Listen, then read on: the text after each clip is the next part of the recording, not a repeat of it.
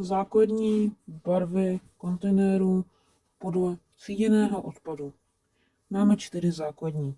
A to jsou plasty, papír, sklo. A to vše patří do jednoho stejného a to je smíšený odpad.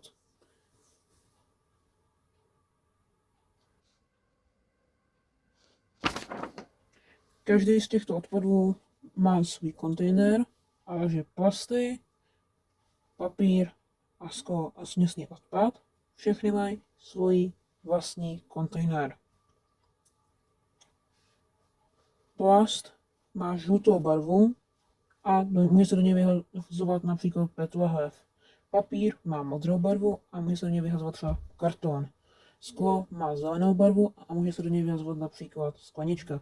A směsný odpad má černou barvu a může se do něj vyhazovat třeba posmrkaný kapesník.